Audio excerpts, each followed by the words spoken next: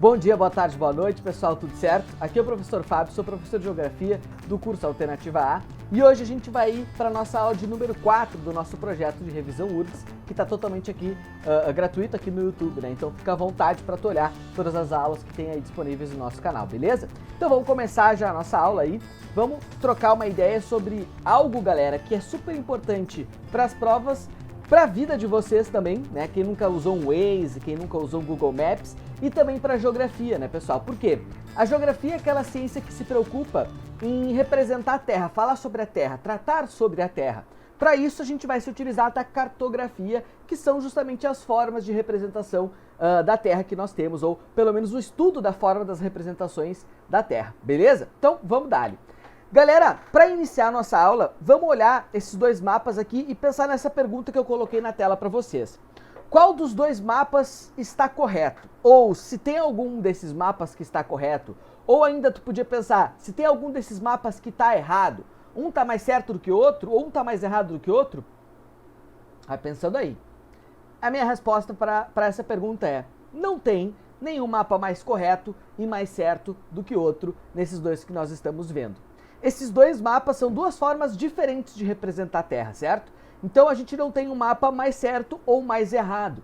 Tudo depende daquilo que nós queremos observar, daquilo que nós queremos representar. Então, para estar certo ou para estar errado, vai depender do objetivo de quem fez estes mapas. Então tu pode observar, ó, esse mapa da esquerda aqui, coloca a Austrália no meio e em cima, né? E o mapa da direita, esse mapa que tu está acostumado a ver em todos os livros didáticos, em todas as representações do mundo, a gente está super acostumado a ver esse da direita. Não quer dizer que esse da esquerda aqui esteja errado, ele é só uma forma diferente de apresentar a Terra, beleza? Então, só para a gente introduzir essa parte de cartografia, é importante já destacar que não existe, galera, nenhum mapa 100% correto. Todos, absolutamente todos os mapas têm um tipo de erro, têm um tipo de distorção. Por quê? Porque a Terra, galera, ela tem 3 dimensões. Em um mapa, o plano que se apresenta, que a gente tenta apresentar a Terra, ele só tem somente, meu Deus do céu, né? Só tem duas dimensões, é uma folha, é um plano, né? Então, olha só, qual é a dificuldade que nós temos? A nossa dificuldade vai consistir em representar áreas, formas e distâncias de uma forma que seja mais correta. Sempre quando a gente privilegiar uma delas, a gente vai acabar distorcendo as outras. Então, a gente não tem nenhum mapa que consiga representar formas, áreas e distâncias de um jeito 100% correto, beleza? Se a gente tivesse uma melhor forma para representar a Terra, seria o globo terrestre. Porque o globo terrestre, assim como a Terra, também tem 3 dimensões. Só que imagina que mão seria se a gente tivesse que ter um globo terrestre para representar a Terra da forma que nós quiséssemos. Imagina um globo terrestre para clima, um globo terrestre para representar o relevo. Bah, a gente ia precisar, o professor de geografia ia precisar de um quarto só para guardar esse monte de globo, né? Então, como a gente utiliza mapas para facilitar justamente essa organização, então a gente vai ter algum tipo de erro e isso é importante. Quando tu olha o mapa, ele não está representando 100% como a Terra é de fato. Tem algum tipo de distorção por trás dele, beleza?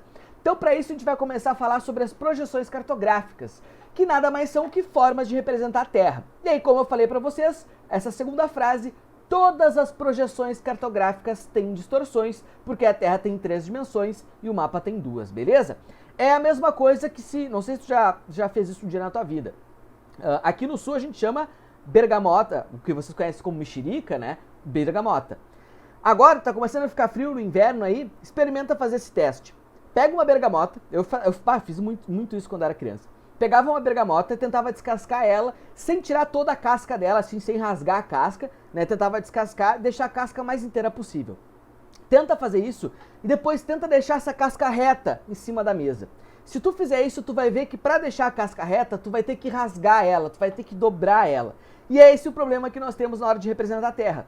Quando a gente pega a Terra, a gente meio que tira a casca dela, tira a crosta dela e tenta deixar reto. E vai ter algum tipo de distorção, beleza? Então a gente vai ter projeções que vão privilegiar a representação das distâncias, e essas projeções nós vamos chamar de equidistantes. Nós teremos projeções que vão privilegiar a representação das formas, e aí nós chamaremos elas de projeções conformes. E nós também teremos projeções que vão privilegiar a representação das áreas, e aí nós chamamos essas representações de equivalentes. Então sempre que uma projeção trouxer no nome dela equidistante, conforme ou equivalente, quer dizer que ou ela está privilegiando distâncias, formas e áreas, beleza? E aí eu coloquei ele para vocês que tem as projeções afiláticas. As projeções afiláticas, elas meio que fazem uma média entre essas três grandezas, entre áreas, formas e distâncias.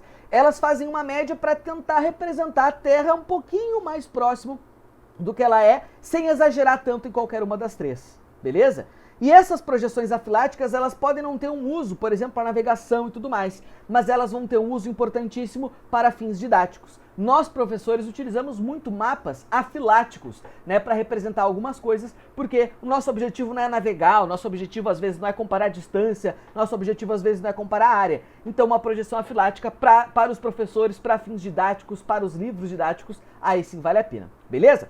Então vamos começar falando, galera, dessas três principais projeções que nós temos. À esquerda de vocês as conhecidas projeções cilíndricas, a do meio a projeção cônica e a da direita a projeção plana. Cada uma delas representa melhor uma região do globo terrestre. Te lembra que eu falei, todas as projeções vão ter um tipo de erro. Então cada uma dessas aí vai diminuir o erro de alguma das regiões da Terra. Para isso eu vou pegar aqui minha canetinha rapidinho. Ó, peguei minha caneta e olha só. Primeira projeção aqui é da esquerda. Observem que a gente pegou uma folha e envolveu a Terra com essa folha formando tipo um cilindro, por isso o nome cilíndrica. E percebam, aonde a folha toca é aquilo que a folha representa, que o mapa vai ficar bem representado. Então, ó, isso que eu estou pintando em vermelho para vocês é a região aonde a folha está tocando na Terra. Então essa é a região que vai ficar bem representada. Já na cônica, ó, ela toca nessa região. Pega um cone, por isso cônica, né? Faz a folha com uma forma de um cone e toca na Terra. Essa região é que vai ficar bem representada.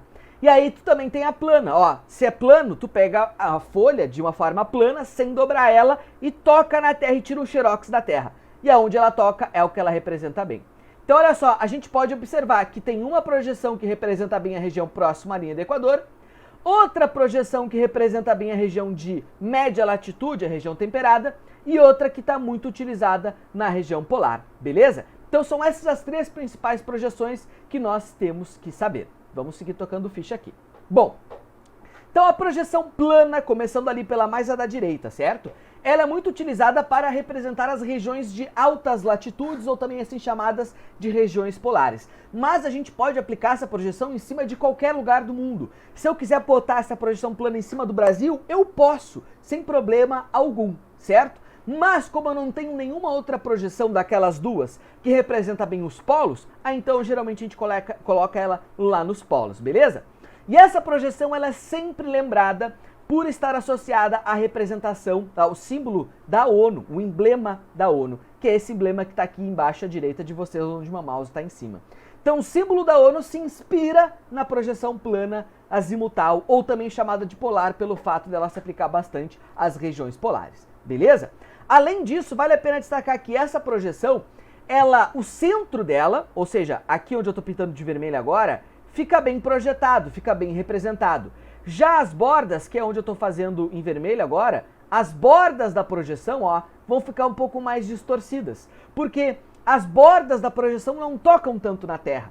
Aquilo que vai ficar bem representado é onde a folha toca na Terra. Aquilo que está muito distante vai ficar mal representado, beleza? Um adendo aqui. A galera que acha que é terra plana adora essa projeção cartográfica. De tanto eles verem a projeção plana, eles acreditaram que de fato a Terra era plana, né? Então vale a pena esse destaque. Projeção plana muito utilizada para as regiões polares. Deixa eu pegar aqui o meu negocinho. Agora sim. Vamos lá. Projeção cônica. Aquela que é muito utilizada para representar as regiões temperadas. As regiões de média latitude. Qual é o problema dessa projeção? É que o topo dela e a base dela vão ficar distorcidas. O que vai ficar bem representado é só o que está entre o topo e a base. São justamente aquelas regiões de médias latitudes ou de latitudes temperadas, beleza? Aquela lógica, faz um conezinho com uma folha e coloca a terra dentro. Aonde a terra tocar, ela representa bem. É que nem um sorvete, né? Tu pega um sorvete, coloca aquela bola de sorvete em cima, tu sabe que o sorvete está sendo segurada pela casquinha do sorvete e não está segurando, digamos assim, na linha do equador da bola de sorvete, mas mais um pouquinho ao sul ou ao norte, dependendo se essa bola de sorvete tivesse uma orientação, beleza? Então, projeção cônica é isto daí.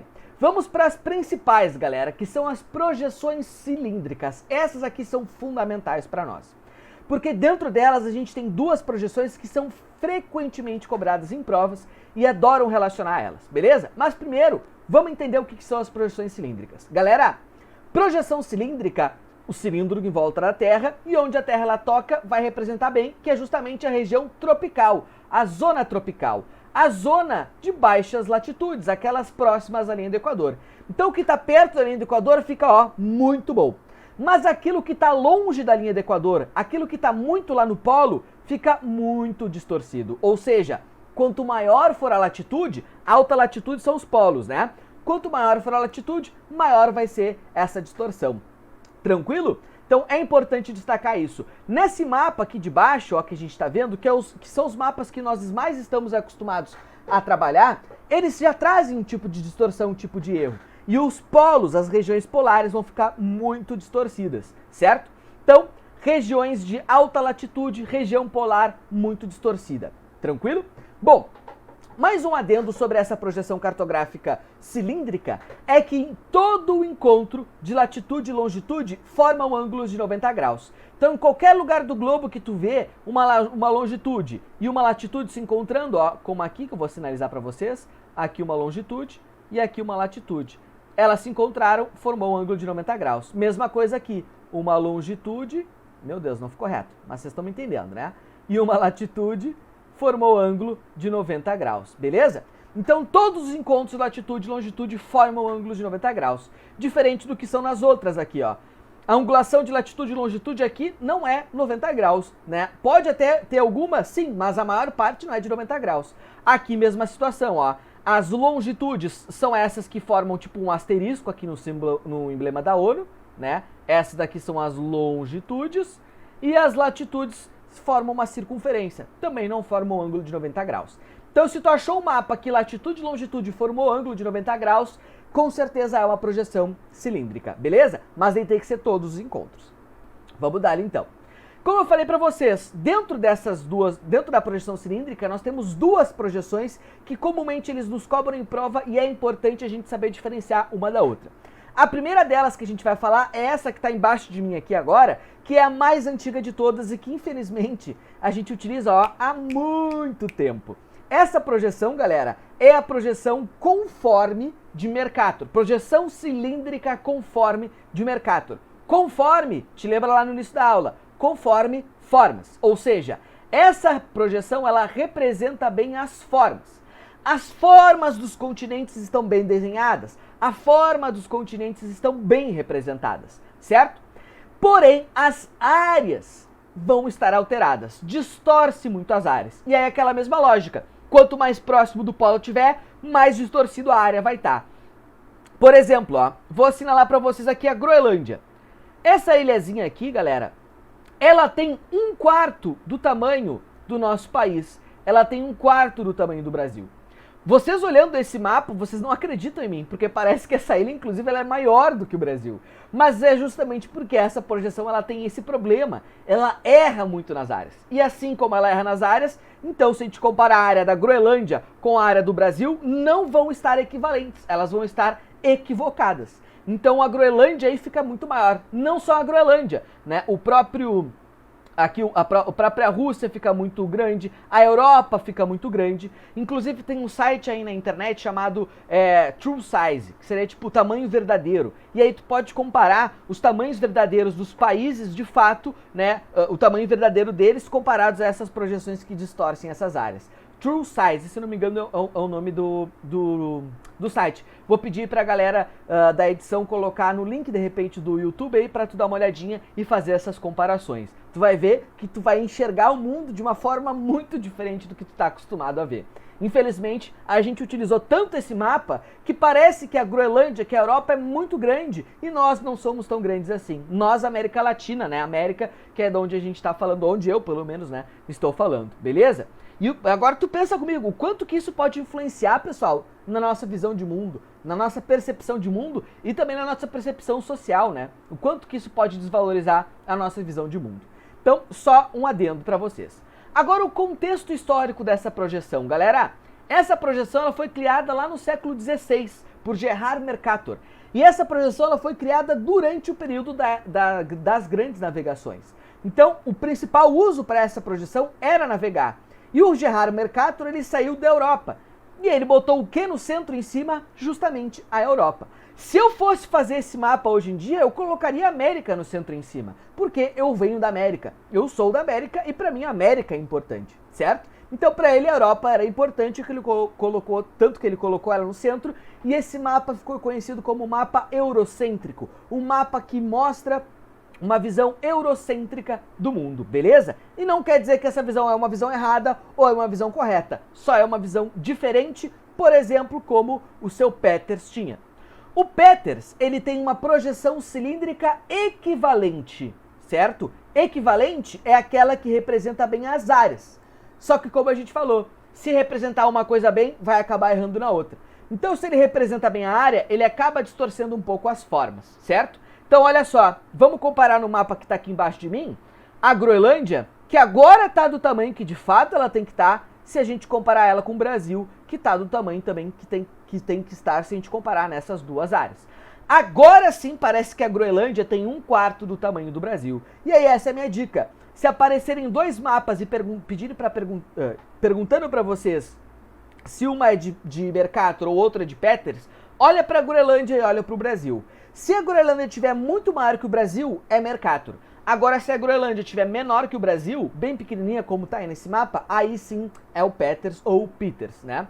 Beleza, pessoal? Então a Groenlândia, comparada ao Brasil, vai te ajudar a interpretar. Além do mais, tu pode olhar, por exemplo, até o próprio continente africano, que ele fica do tamanho de fato que ele tem que ser representado, comparado, por exemplo, à Europa. Te lembra que no outro mapa, olha só como a Europa estava grande e o continente africano estava pequenininho, né? Agora sim, as áreas estão equivalentes, beleza? Então agora nós podemos comparar as áreas.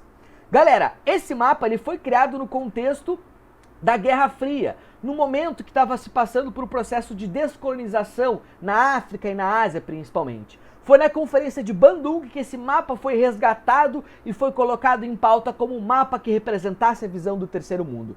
Na verdade, esse mapa ele é mais antigo do que da década de 80. Ele é do início do século passado. Ele foi feito por um cara chamado Gall, tanto que o primeiro nome dele era Projeção de Área Igual de Gall. Só que como Peters, um tempo depois, olhou para esse mapa e viu que esse mapa mostrava uma outra visão do mundo, que era aquela visão que ele queria representar no contexto da Guerra Fria, ele resgata esse mapa e na Conferência de Bandung a gente mostra ele para o mundo e diz que na verdade nós queremos olhar o mundo dessa forma. É uma visão do mundo que privilegia o terceiro mundo, aquele que não tem nada a ver com os Estados Unidos e nada a ver com a União Soviética, que eram os países que disputavam a Guerra Fria, beleza? Então a projeção cilíndrica de Peters, ela mostra uma visão diferente da de Mercator. É mais errada? É mais certa? Depende daquilo que a gente quer analisar. Se a gente quiser analisar as formas, a de Mercator nos serve. Mas se a gente quiser analisar as áreas, aí a de Peters aqui nos serve, beleza? Então é importante destacar que os dois mapas têm suas vantagens e têm suas desvantagens também. Beleza? Sem dúvida, esses são os dois principais mapas que a gente tem que saber para ir bem entendido com eles para a prova, beleza? Mas vamos ver alguns outros mapas. Por exemplo, ó, aquele mapa que a gente viu lá no início da aula. Esse mapa aqui, galera, é o mapa de Robodir.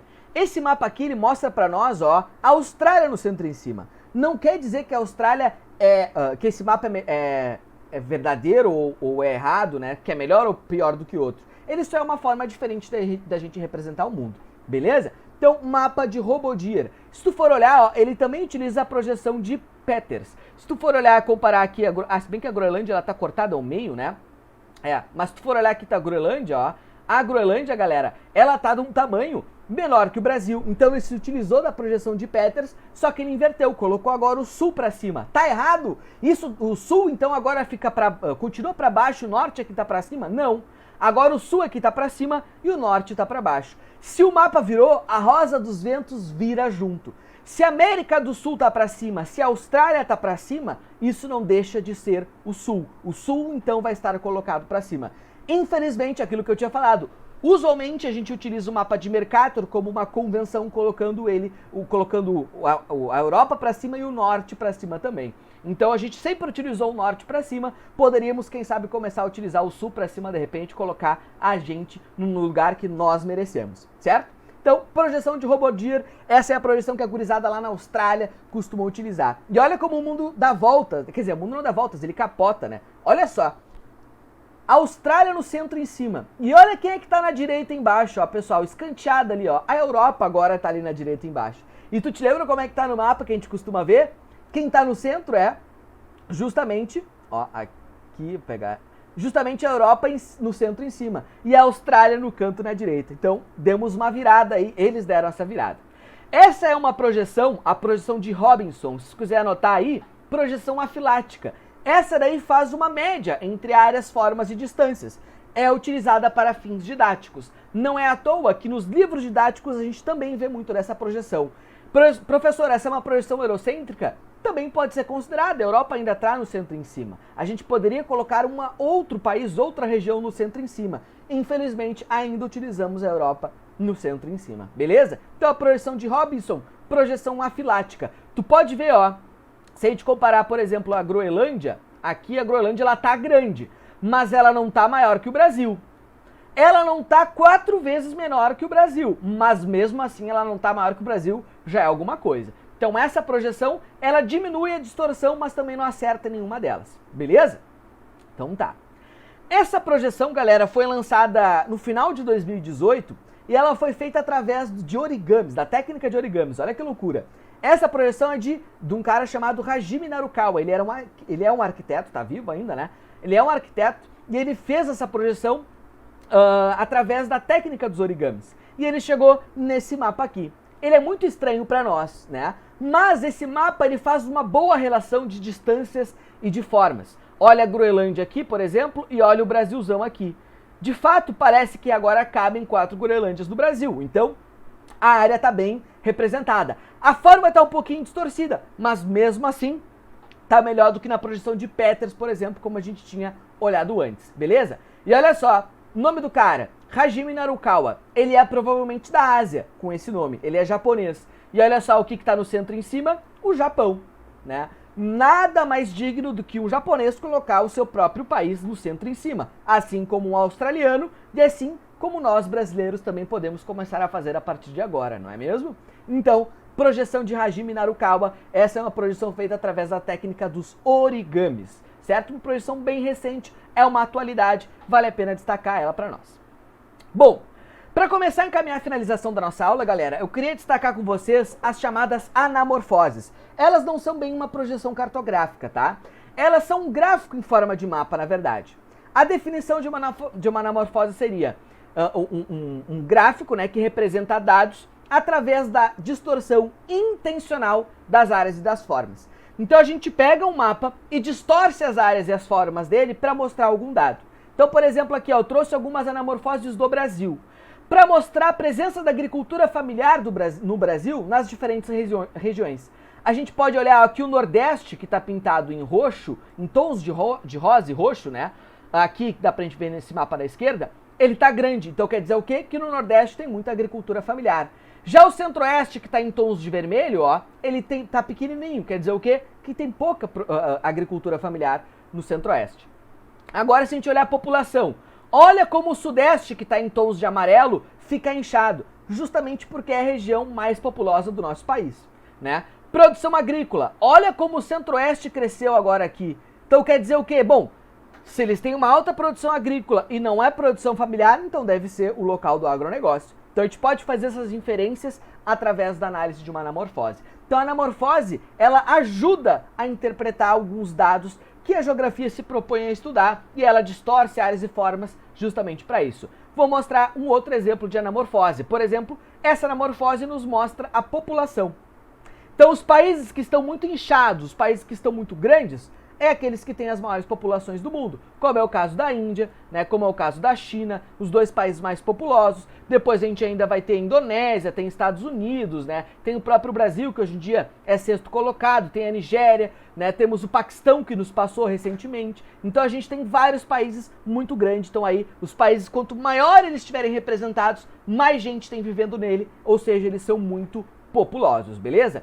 Não confundam com povoado. E aí essa confusão, ou essa a diferenciação desses dois conceitos, a gente vai fazer na nossa aula de população, beleza? Mas populoso é muita gente, povoado é muita gente por quilômetro quadrado. Nesse caso aí, são só os países que tem muita gente, beleza? Então uma anamorfose serve para isso. Aí sim, para finalizar nossa aula, né? Importante destacar que hoje em dia os mapas, galera, que nós produzimos são através de uma nova técnica que surgiu durante a Guerra Fria, que é a técnica do sensoriamento remoto, aquela função de produzir os mapas através dos satélites. E eu queria chamar um destaque para vocês. O sensoriamento remoto se resume a adquirir informações da superfície da Terra sem que haja contato físico entre essa superfície. Como que a gente vai fazer isso? Através de satélites e de radares. Mas vale a pena destacar, pessoal, satélite e radar não tira foto da Terra. Não é foto que eles tiram. Eles pegam a informação da energia refletida pela superfície. Isso a gente chama de radiação eletromagnética. Cada superfície, a grama, a areia, a água, elas emitem radiação eletromagnética em ondas diferentes. E o satélite tem essa capacidade, de fazer justamente essa leitura, né? Então o satélite, ele lê a energia refletida, ele lê o albedo, a reflectância, a energia eletromagnética de cada superfície, e aí ele consegue distinguir onde é que tem árvore, onde é que tem areia, onde é que tem água, onde é que está sendo desmatado, onde é que tem bastante vegetação preservada. Então, o uso de satélites, ele tem nos auxiliado muito no combate, por exemplo, ao desmatamento da Amazônia, que está a 1000 pelo Brasil aí, né, pessoal? Então, o satélite está estando sempre em cima da Amazônia, ou passando frequentemente lá, a gente consegue perceber as transformações no espaço de uma forma muito mais rápida, do que antes a gente não conseguia. A gente deveria ir lá, caminhar, desbravar, quando a gente não tinha um satélite. E seria muito mais demorado, muito mais difícil. Mas agora a tecnologia, ela vem para nos ajudar. Então, o sensoriamento remoto é o uso de satélites. E o geoprocessamento é o conjunto de técnicas que nós vamos utilizar para produzir um mapa, que nós utilizamos, então, por exemplo, uma imagem de satélite. O satélite nos fornece uma imagem e a gente vai tratar essa imagem através do geoprocessamento. A gente vai processar essa imagem para tornar ela um mapa de verdade. Beleza? Então, hoje nós fazemos os mapas assim com o uso de satélites. Agora sim, para finalizar nossa aula, vamos fazer uma questãozinha aí. Questão da prova da URGS, questão 54. Aproveita aí, se tu chegou até esse momento, né, pessoal? Deixa o like na nossa aula aí. Pô, se tu chegou aí é porque tu tava a fim de estudar um pouquinho sobre mapa, certo? Então já deixa um like aí, te inscreve no canal, ativa o sininho, dá um pause, faz a questão, e aí depois que tu fizer essa questão, despausa pra ver se tu pensou certo junto comigo, beleza? Tem que pensar, né? Se tu só esperar eu fazer a questão, tu não vai ver se tu pegou mesmo a matéria, beleza? Então, ó, dá o pause. 54. A coluna da esquerda abaixo apresenta o nome de duas das principais projeções cartográficas. A da direita, características relacionadas a uma ou a outra dessas projeções. Associe adequadamente a coluna da direita à da esquerda. Número 1, projeção de Mercator. Número 2, projeção de Peters. Qual das duas projeções que mantém as formas dos continentes? É a conforme, que é a de Mercator. Então, número 1. As regiões polares aparecem muito exageradas. Pô, a gente acabou de ver, né, que o Mercator, ele aumenta muito a Groenlândia, por exemplo. Então, também aqui, número 1.